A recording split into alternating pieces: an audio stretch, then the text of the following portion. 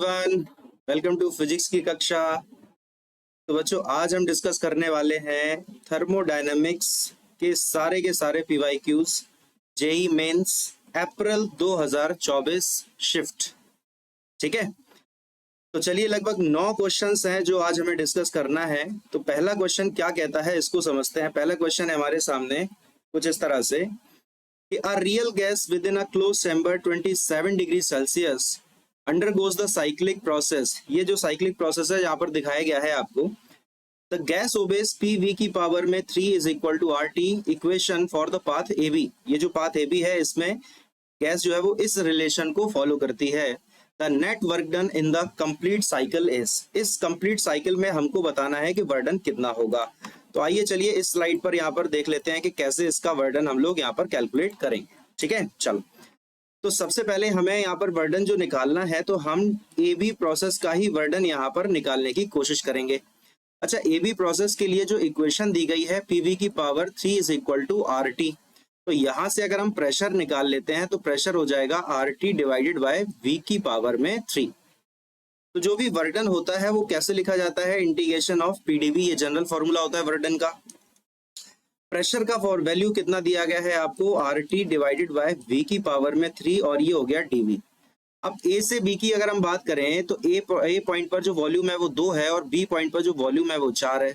इसका मतलब है कि यहाँ पर जो वॉल्यूम का लिमिट आएगा वो कितना आ जाएगा, 2 से लेकर के 4 तक। एक सेकंड रुको, ये क्या आ गया है भाई।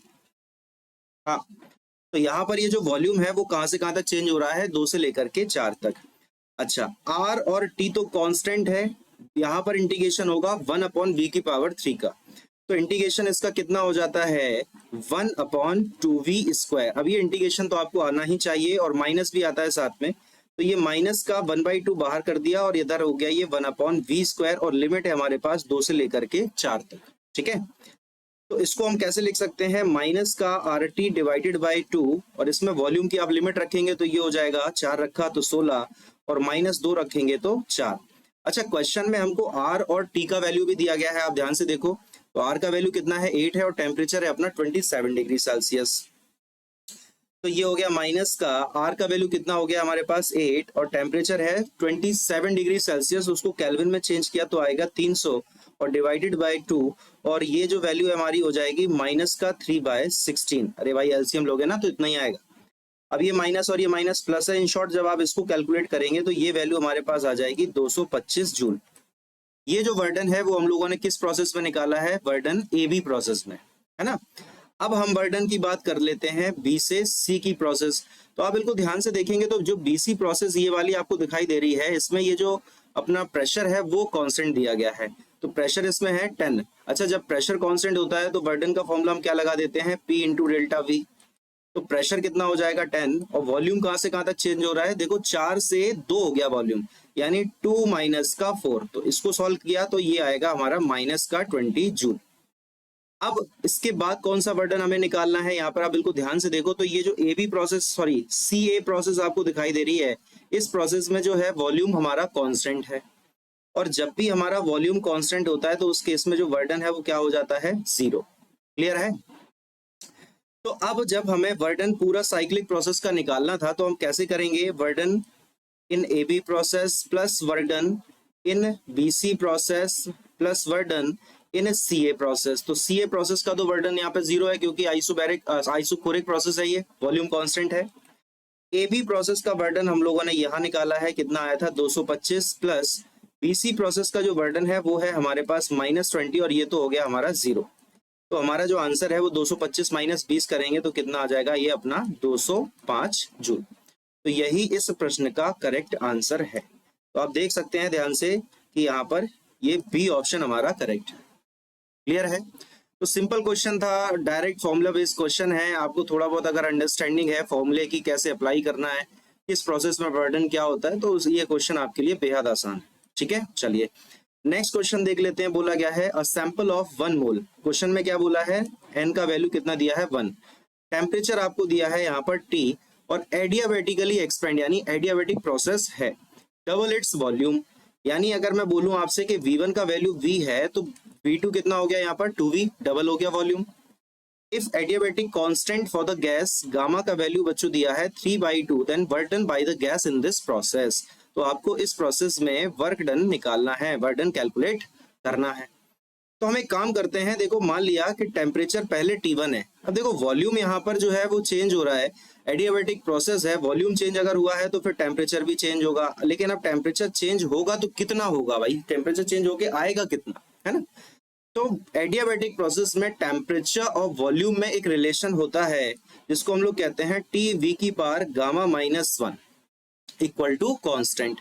तो ऐसे लिख सकते हैं क्या, T1V1 की पावर में (-1) इज इक्वल टू T2V2 की पावर में (-1) लिख सकते हैं ना। ओके, तो T1 तो हमारा T हो गया, V1 हमारा V है, और (-1) गामा का वैल्यू आपको दिया है 3/2, तो 3/2 - 1 कितना हो जाएगा हमारा 1/2 इज इक्वल टू। बच्चों T2 का वैल्यू देखो पता करना है आपको, टेम्परेचर पता करना है ना, बाद में टेम्परेचर हुआ कितना है भाई, और वॉल्यूम हमारा कितना हो गया है 2V, और पावर कितनी हो जाएगी वही 1/2। तो V की पावर 1/2 से V की पावर 1/2 कैंसिल हो गया, लेकिन 2 की पावर 1/2 बचा रहेगा। तो ये जो T2 है वो हमारा कितना आ जाएगा, T/√2। ये कितना आएगा, T/√2। यहाँ पे कोई दिक्कत है? ये हम लोगों ने टेम्परेचर निकाल दिया। अब सिंपल है बिल्कुल, बर्डन फॉर्मूला अगर याद है तो आंसर आएगा। फॉर्मूला क्या कहता है, NR delta T divided by 1 minus gamma. अब डेल्टा T का मतलब क्या है, T final minus T initial. तो N है नंबर ऑफ मोल्स, तो नंबर ऑफ मोल तो भैया हमको यहाँ पे दिया गया था 1, ये देखो लिख दिया था मैंने। अब ऑप्शंस में आप देखोगे ध्यान से तो चारों ऑप्शंस R के टर्म्स में है, तो R के टर्म्स की में ही आंसर आप लाना है, आपको R का वैल्यू पुट नहीं करना है ना। टेम्परेचर को कैसे लिखोगे आप, T final minus T initial, तो T फाइनल अपन ने कितना कैलकुलेट किया है, T divided by √2 minus initial temperature T था, और 1 माइनस गामा, 1 माइनस गामा का मतलब हो जाएगा हमारा माइनस का 1/2। क्लियर, चलो तो बस अब तो कैलकुलेशन का पार्ट बचा है। तो यहां से अगर हम लोगों ने T को कॉमन करा तो ये हो जाएगा अपना 1 माइनस का √2 और डिवाइडेड बाय √2, और यहाँ पर ये हो गया हमारा माइनस का 1/2। कैलकुलेट कर लो यार, सिंपल ही, अब तो कुछ है ही नहीं खास क्वेश्चन में। तो ये RT, तो ये हमारा जो सबसे नीचे वाला 2 है ये जाएगा सबसे ऊपर, तो वो इस 2 से कैंसिल करेंगे है ना, तो ये √2 और ये 2 जो कैंसिल होगा तो बचेगा हमारा √2, तो √2 जाएगा ऊपर अपना। तो हम इस तरह से इसको लिख सकते हैं, ये हो गया हमारा √2, और ये माइनस का मल्टीप्लाई करेंगे तो ये आ जाएगा हमारा √2 - 1। अब √2 का मल्टीप्लाई अंदर करा दीजिए तो हो जाएगा √2 कितना हो जाता है 2, और माइनस का √2 - 1 कितना हो जाएगा √2। बस ये आंसर आ गया। लो क्या दिक्कत है भाई, आसान सवाल है, कहीं कोई तकलीफ? कौन सा ऑप्शन मैच हो रहा है देख लो आप, सी ऑप्शन यहाँ पर करेक्ट आ गया। कोई तकलीफ तो नहीं है क्या? यहाँ पर स्क्रीन थोड़ा सा डिस्टर्ब कर रही है? नहीं, ठीक है, चलो काम चल जाएगा हमारा, ठीक है। तो ये हमारा कौन सा ऑप्शन सही है, सी ऑप्शन यहाँ पर करेक्ट आ गया। आसान क्वेश्चन है, देखो देखो सीधा सा फॉर्मूला बेस्ड क्वेश्चन है, डायरेक्ट फॉर्मूला, अगर आपको फॉर्मूले का ज्ञान है तो आपसे सॉल्यूशन हो जाएगा, ठीक है। चलिए तीसरा क्वेश्चन क्या बोला गया है, the volume of an ideal gas is changed adiabatically from 5 litre to 4 litre. यानी इनिशियल वॉल्यूम अगर हम बात करते हैं तो कितना दिया गया है 5 लीटर्स, और बाद वाला वॉल्यूम V2 कितना दिया गया है अपन को 4 लीटर्स। क्लियर है। गामा का वैल्यू आपको दे दिया है इन्होंने 1.5 है, उसको 3/2 कह सकते हैं। The ratio of initial pressure to the final pressure, तो आपको P1 डिवाइडेड बाय P2 पता करना है कि भैया कितना होगा। तो क्या है भाई, सीधा सा इक्वेशन है, PV की power gamma is equal to constant, तो P1V1 is equal to P2V2 की पावर में गामा। तो हमको यहाँ पर इनिशियल प्रेशर और फाइनल प्रेशर का रेशियो बताना है, तो कैसे लिख सकते हैं V2/V1, और टोटल ऊपर पावर लगा दो आप क्या, गामा, बस सॉल्व कर लो। तो V2 का वैल्यू कितना है यार 4 है, और V1 का वैल्यू है 5, और यहाँ पर पावर कितनी हो गई है हमारी गामा, तो गामा का वैल्यू कितना है 1.5। 1.5 को हम कैसे लिख सकते हैं 3/2, और 3/2 का मतलब क्या होता है यार, 3/2 का मतलब क्या है 4/5 इंटू 4/5 की पावर 1/2, यही तो मतलब हुआ 3/2 का, 1 + 1/2। तो ये तो हमारा 4/5 एज इट इज हो गया। अब 4 का अंडर रूट हो जाता है 2, और 5 का अंडर रूट रहता है 5, यानी हमारा आंसर कितना आ चुका है 4 2 8 डिवाइडेड बाय 5√5। ये लो आंसर आ गया, सी ऑप्शन इसका भी सही है, लो करेक्ट हो गया। क्या दिक्कत है भाई? तो क्वेश्चंस तो बेहद आसान आ रहे हैं, है ना। अब देखो सीधा सीधा आपको समझ में आना चाहिए कि ये फॉर्मूला अगर आपको आता होगा तभी आप इस क्वेश्चन को सॉल्व कर पाएंगे, अन्यथा आपसे ये क्वेश्चन सॉल्व नहीं होगा। तो डायरेक्ट फॉर्मूला बेस्ड क्वेश्चन है, कहीं कोई तकलीफ की बात है ही नहीं, बहुत ज्यादा खास कॉन्सेप्ट तो कोई यूज ही नहीं हो रहा है इसमें, सीधा डायरेक्ट फॉर्मूला अगर याद है तो आंसर आ गया। ठीक है, चलिए नेक्स्ट क्वेश्चन हम लोग देख लेते हैं। ये हमारे 4 क्वेश्चन सॉल्व हो गए इतने आसानी से। नेक्स्ट क्वेश्चन में बोला गया है अ डायाटॉमिक गैस गामा का वैल्यू 1.4। डायाटॉमिक गैस है, गामा 1.4 हो गया। वैसे डायाटॉमिक गैस के लिए डिग्री ऑफ फ्रीडम की बात की जाए तो वो 5 होता है ना। गामा और डिग्री ऑफ फ्रीडम में रिलेशन होता है, gamma is equal to 1 + 2/f। इस तरह से हम लोग रिलेशन पता कर लेते हैं। ठीक है, 100 joule of work in an isobaric expansion. Expansion का मतलब वॉल्यूम इंक्रीज हो रहा है, वॉल्यूम इंक्रीज हो रहा है तो बर्डन जो भी होगा वो कैसा हो जाएगा हमारा, पॉजिटिव। तो ये हो गया बर्डन। आइसोबैरिक प्रोसेस है, कौन सा प्रोसेस है भैया, आइसोबैरिक प्रोसेस है। तो आइसोबैरिक प्रोसेस में बच्चों प्रेशर जो है वो कैसा रहता है यार, कांस्टेंट रहता है। The heat given to the gas is, gas को कितनी हीट दी गई। यार आप सबने फर्स्ट लॉ ऑफ थर्मोडायनेमिक्स तो सुना ही होगा, नाम ही काफी है। क्या कहते हैं, Q is equal to delta, या ऐसे लिख दो Q is equal to U plus delta W, इस तरह से लिखते हैं ना, delta Q is equal to delta U plus delta W, है ना। तो हमको यहाँ पे पूछा क्या गया है भैया कि डेल्टा Q का वैल्यू कितना होगा। अब डेल्टा U को यार कैसे लिख सकते हैं, डेल्टा U को कैसे लिख सकते हैं, डेल्टा U को हम लिख सकते हैं कैसे, F/2 NR डेल्टा T, यही तो लिखते हैं। या आप ऐसे भी बोल सकते हो NCV डेल्टा T, और CV का मतलब क्या होता है, F/2 × R, सब एक ही चीजें हैं। तो इसको हम लोगों ने लिख दिया है F/2 NR delta T plus. अब बात कर लेते हैं वर्क डन की। देखो आइसोबैरिक प्रोसेस में वर्क डन 2 तरीके से लिखा जा सकता है, एक तो हम लिख सकते हैं P डेल्टा V और एक हम लिख सकते हैं NR डेल्टा T। अब आप खुद से बताओ कि कौन सा लिखना ज्यादा सही रहेगा। यहाँ पर ऑब्वियस सी बात है कि NR डेल्टा T लिखना ज्यादा सही है, क्योंकि NR डेल्टा T यहाँ भी आया है।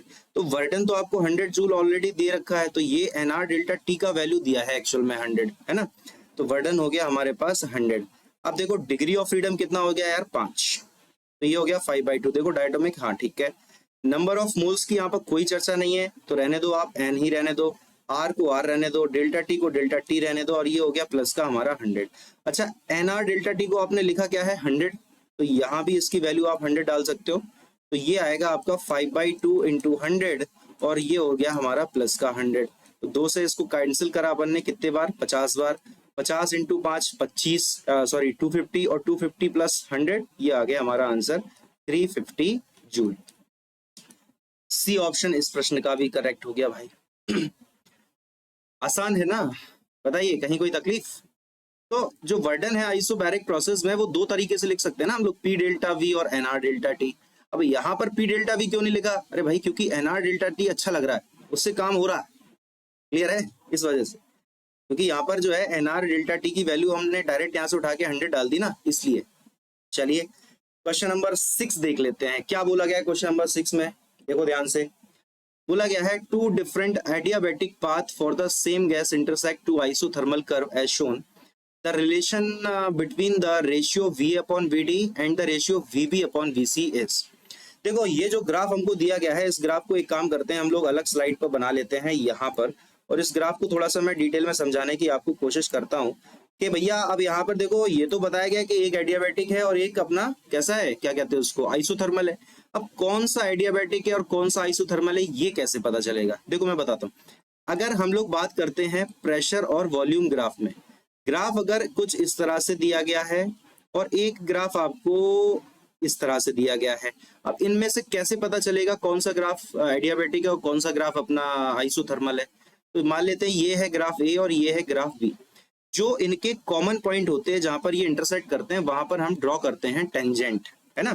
थोड़ा इसको और अच्छे से बनाता हूँ, 1 मिनट रुको आप, थोड़ा सा इसको और अच्छे तरीके से बनाने की कोशिश करता हूँ। एक ग्राफ हो गया ये और एक ग्राफ हो गया ये, अब ठीक है। तो मैंने क्या बोला कि अगर इसका नाम ए मान लेते हैं, इसको बी मान लेते हैं, तो जो यहाँ पर इंटरसेक्शन इनका पॉइंट है वहां पर हम ड्रॉ करते हैं टेंजेंट। तो आप सबसे पहले तो यहाँ पर ड्रॉ कर लो टेंजेंट। तो देखो ये जो बी ग्राफ है इस पे अगर हम लोगों ने टेंजेंट बनाई तो इसकी टेंजेंट कुछ इस तरह से आएगी, ठीक है। और जो हमारा ए ग्राफ है तो ए ग्राफ की टेंजेंट हमारी कुछ इस तरह से आएगी। तो अब आप बिल्कुल देख सकते हैं जो ग्राफ ए है उसके लिए स्लोप कम है और जो ग्राफ बी है उसके लिए स्लोप यहाँ पर ज्यादा है। और आप सबको पता होना चाहिए कि जो एडियाबैटिक प्रोसेस का स्लोप होता है, स्लोप ऑफ एडियाबैटिक प्रोसेस, वो गामा टाइम्स होता है किसका? Slope of isothermal process. ये बात आपको पता होनी चाहिए। इसका मतलब है कि भैया यहाँ पर जो ग्राफ ए है, यहाँ पर जो ये वाला ग्राफ अपन ने बनाया, जो ग्राफ ए है उसका स्लोप कैसा है? कम है। और बी जो ग्राफ है उसका स्लोप ज्यादा है। स्लोप ज्यादा किसका होगा? ऑब्वियस सी बात है, एडियाबैटिक प्रोसेस का। यानी इस तरह के क्वेश्चंस में जब भी ग्राफ ऐसा बना के दिया जाए तो आप समझ जाना कि जो भी कॉमन पॉइंट है उन पर आप स्लोप बनाकर देख लो। तो जब हमने इस वाले पर स्लोप इस तरह से बनाई तो ये स्लोप हमारी इधर बनी, और इसके लिए जो स्लोप बनेगी वो ऐसी बनेगी। तो ये स्लोप कम है और ये स्लोप यहाँ पर ज्यादा है। तो ये वाला जो ग्राफ होगा ये हो जाएगा हमारा आइसोथर्मल। ये हो जाएगा हमारा आइसोथर्मल। इसको हटा देते हैं स्लोप वगैरह। हाँ, तो ये ग्राफ हो जाएगा हमारा आइसोथर्मल और ये वाला जो ग्राफ है वो हो जाएगा हमारा एडिया। तो यहाँ पर हम लोगों ने ये ग्राफ तो देख लिया कि भाई कौन सा ग्राफ किस चीज को यहाँ पर रिप्रेजेंट कर रहा है। अब हमको क्वेश्चन में पूछा क्या जा रहा था? क्वेश्चन हमसे ये पूछ रहा था कि भैया VA अपॉन VD और VB अपॉन VC का जो रेशियो है उसको निकालो और उनमें रिलेशन भी बताओ, है ना। तो सबसे पहले हम यहाँ पर निकाल लेते हैं VA और VD का रेशियो। अब आप बिल्कुल ध्यान से देखोगे तो ये VA अपॉन VD का रेशियो हम यहाँ पर निकालने की कोशिश करते हैं। अब देखो, मुद्दा ऐसा है कि जब हमें पता चल चुका है कि AB जो प्रोसेस है वो आइसोथर्मल प्रोसेस है, इसका मतलब कि temperature of A is equal to temperature of B होगा। इसी तरह से ये जो CD प्रोसेस है यहाँ पर भी हम बोल सकते हैं कि D का टेम्परेचर और C का टेम्परेचर भी बराबर होगा, क्योंकि ये दोनों ग्राफ ही आइसोथर्मल हैं। अब अगर हम बात करते हैं B से C प्रोसेस के लिए, तो PV ग्राफ हमको दिया है, तो B से C जो प्रोसेस है उसको हम ऐसे लिख सकते हैं क्या? PV की पावर गामा बराबर कौन, है ना। तो B से C प्रोसेस के लिए PB VB is equal to क्या लिखोगे आप? PC और VC की पावर गामा। सही कर रहा हूं ना। तो इसमें हमें रेशियो निकालना है, तो रेशियो को हम कैसे लिख सकते हैं? आप देखो बिल्कुल ध्यान से, यहाँ पर क्या हो जाएगा? ये हमारा VB की power gamma divided by VC की power gamma is equal to PC divided by PB। अब देखो यहाँ पर ये जो रिलेशन हमने निकाला ये निकाल दिया प्रेशर के टर्म्स में, लेकिन यार हमें क्या है कि अगर टेम्परेचर के टर्म्स में रिलेशन पता हो तो ज्यादा अच्छा, क्योंकि टेम्परेचर यहाँ पर हमको दिया गया है कि भैया टेम्परेचर कौन से प्रोसेस में सेम है और कौन से प्रोसेस में अलग है। तो टेम्परेचर के लिए इक्वेशन क्या लिखते हैं? अभी मैंने आपको थोड़ी देर पहले बताई थी कि TV की power gamma -1 equal to constant होता है। तो B से C के लिए अगर हमें लिखना है तो B बराबर TC VC की पावर गामा -1 ऐसे लिख सकते हैं। तो यहां पर आप बिल्कुल ध्यान से देखेंगे तो VB अपॉन VC इसका टोटल पावर हो गया गामा -1 बराबर TC डिवाइडेड बाय TB। ये आएगा रिलेशन। एक तो रिलेशन हमारे पास ये आ गया, इसको मान लिया इक्वेशन नंबर 1। अब दूसरा रिलेशन हमारे पास कहां से आएगा? आप देख सकते हो AD प्रोसेस में अगर हम बात करें तो AD प्रोसेस को मैं यहां लिख देता हूं साइड में थोड़ा सा। तो क्या लिखोगे आप? TA B A का पावर गामा -1 बराबर TD और VD का पावर क्या हो जाएगा? गामा -1। तो यहां से VA अपॉन VD की पावर में क्या लिखा? गामा -1 बराबर यहां पर हो जाएगा TD डिवाइडेड बाय TA। ये हो गई हमारी इक्वेशन नंबर 2। क्लियर है? अब ये इक्वेशन 1 है, ये इक्वेशन 2 है, इन्हीं दोनों में हमें रिलेशन बताना है। हमको बताया गया है कि TA और TB बराबर है, तो TA और TB बराबर है, TD और TC बराबर। हम एक काम करें, अगर हम इक्वेशन 1 और इक्वेशन 2 को डिवाइड कर दे तो कैसा रहे बताइए? अगर हम इक्वेशन 1 और 2 को डिवाइड कर दें तो कैसा रहे? देखो इक्वेशन 1 में क्या बोला गया है? VB अपॉन VC की पावर गामा -1 बराबर कितना दिया है? TC upon TB। और हमारी जो इक्वेशन नंबर 2 है उसको क्या बोला गया है? VA अपॉन VD की पावर VA अपॉन VD की पावर गामा -1 बराबर कितना दिया गया है भाई? TD upon TA। यही तो रिलेशन दिया है। और आपसे यहाँ पर बोला गया है कि TA और TB बराबर है आपस में, TA और TB बराबर है आपस में, और B लिख दिया मैंने, यहाँ पर है TD और TC बराबर है आपस में। ठीक है, अब इनमें हमको रिलेशन पता करना है। ये थी हमारी इक्वेशन नंबर 1 और ये थी हमारी इक्वेशन नंबर 2। अब इनमें रिलेशन हम कैसे पता करें? हम एक काम करते हैं, हम अगर दोनों इक्वेशंस को डिवाइड कर दे तो कैसा रहे? यहाँ पे गामा नहीं है, सॉरी गामा -1 है, हाँ ये गामा -1 है। एक सेकेंड, यहाँ भी मैंने गामा लिख दिया, ये गामा -1 है। इन दोनों इक्वेशंस को अगर हम डिवाइड कर दें तो कैसा रहे? इक्वेशन 1/2 कर दो आप, क्या मिलेगा देखो, VB अपॉन VC की पावर में गामा -1 और divided by VA upon VD की पावर में गामा -1 बराबर, यहाँ क्या हो जाएगा, TC upon TB divided by TD upon TA। ये जाएगा इधर और ये जाएगा ऊपर, तो यही रिलेशन हमारे पास क्या आएगा, TC into TA divided by TB into TD। अब आप ध्यान से देखो तो आपको समझ आएगा कि TA और TB बराबर है, यानी TA ने TB को मारा और TD TC बराबर है तो इसने इसको मारा, यानी ये जो रेशियो है वो इक्वल टू कितना हो गया, 1। तो क्या इसको ऐसे लिख सकते हैं, VB अपॉन VC की पावर में गामा -1 बराबर VA और डिवाइडेड बाय VD की पावर में हो जाएगा बच्चों गामा -1। अब दोनों साइड गामा -1 है तो पावर को हटा सकते हैं, तो रिलेशन क्या आएगा, VB अपॉन VC बराबर VA अपॉन VD आएगा। क्या इस तरह का कोई ऑप्शन नजर आ रहा है आपको? ये जो सेकंड ऑप्शन है ये कुछ कुछ ऐसा ही नजर आ रहा है, थोड़ा सा इसको अच्छे से बना लिया जाए तो इसको ऐसे लिख सकते हैं, देखो है ना, VA अपॉन VD और VB अपॉन VC, देखो है, अरे बिल्कुल है, तो यही सेकंड ऑप्शन सही आ गया हमारा। तो इस प्रश्न का जो है हमारा ऑप्शन नंबर बी करेक्ट आ गया। देख लो आप, सॉल्यूशन आपके सामने। तो बस मुद्दा क्या था कि आपको रिलेशन पता होना चाहिए, कौन सा, TV की पावर गामा -1 बराबर कांस्टेंट। सिर्फ ये क्वेश्चन इसी रिलेशन से ही सॉल्व हुआ है हमारा, कहीं कोई दिक्कत की बात नहीं है, ठीक है। चलो आगे बढ़ लेते हैं। नेक्स्ट क्वेश्चन हमारा क्या कहता है, क्वेश्चन हमारा आ चुका है ये सामने, a total of 48 joule heat is given to 1 mole. देखो कितना हीट है, 48 जूल हीट है, कितने मोल दिए गए हैं, 1 mole. Helium kept in cylinder, helium gas, helium gas का मतलब क्या हो जाएगा, monoatomic gas. Degree of freedom कितना हो गया भाई, 3। The temperature of helium is increased by 2 degree Celsius, यानी ये टेम्परेचर हो गया हमारे सामने 2 डिग्री सेल्सियस। आप चाहे इसको डिग्री सेल्सियस कह दो, चाहे आप इसको केल्विन कह दो, क्योंकि ये चेंज इन टेम्परेचर है, तो केल्विन भी कह सकते हैं, सेल्सियस भी कह सकते हैं, कोई फर्क नहीं पड़ता। Work done by the gas आपसे पूछा गया है। चलिए आइए कैसे निकालेंगे, डेल्टा Q बराबर डेल्टा U प्लस का डेल्टा W, सबको पता है। वर्क डन आपसे पूछा जा रहा है, गिवन क्या क्या है उसको समझ लेते हैं। यहाँ पर हीट आपको दी गई है, यानी हमें डेल्टा U पहले अलग से निकालना पड़ेगा। तो डेल्टा U को हम कैसे निकालेंगे देखते हैं। देखो डेल्टा Q कितना दिया है आपको, 48। डेल्टा U को मैं कैसे लिख सकता हूँ, F/2 और NR डेल्टा T, कैसे लिख सकते हैं, अरे बिल्कुल, और प्लस का डेल्टा W तो यार हमें पता करना है, ये लो डेल्टा W। तो ये हो जाएगा हमारा 48 is equal to, degree of freedom हो गया बच्चों 3 divide by 2, number of mole हो गया 1, आर का वैल्यू क्वेश्चन में हमको दे दिया है 8.3 और टेम्परेचर कितना हो गया यार 2, और प्लस का हो गया हमारे सामने डेल्टा W।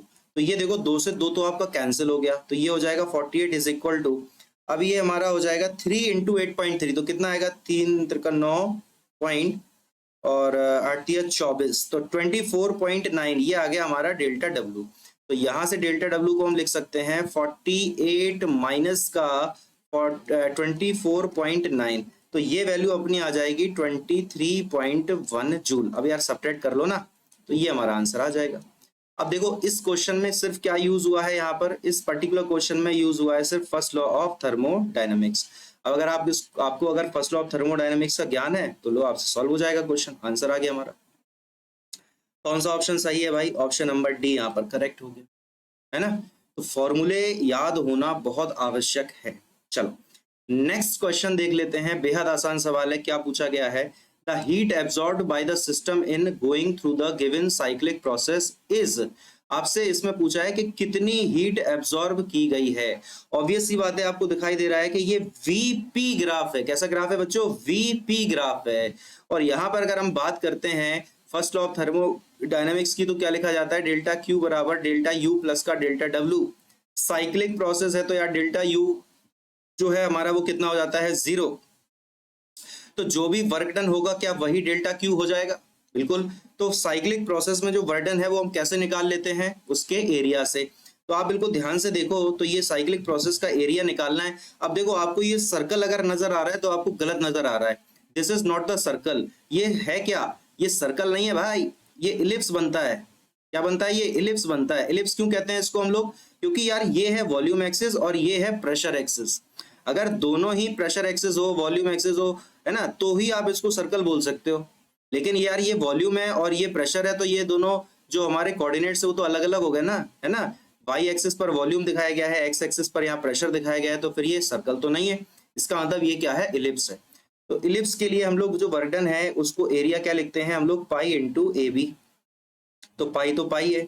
अच्छा ए का वैल्यू क्या होता है, देखो ए को हम लोग क्या बोलते हैं, length of semi major axis, length of semi major axis. तो सेमी मेजर एक्सिस हमारी मान लेते हैं इनमें से कोई भी एक, ये लो, तो ये हो जाएगा आधा ए और ये हो जाएगा हमारा आधा बी, ठीक है।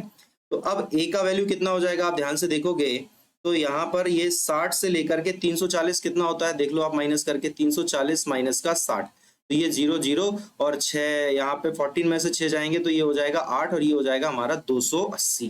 देखो सही करा है ना अपन ने, 8 से 14 और 2, हाँ ये हो गया हमारा 280। तो ये 280 तो पूरा 60 से लेके 340 है, हमको तो आधा चाहिए, तो 280 का आधा कितना होता है, 140।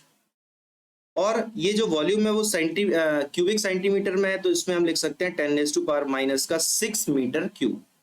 इनटू किसका होगा, बी का। बी कितना है देखो, 60 से 340 वही 280, आधा करेंगे कितना आएगा अपना 140, और किलो पास्कल में दिया है तो ये हो जाएगा हमारा 10⁻3। समझ में आया।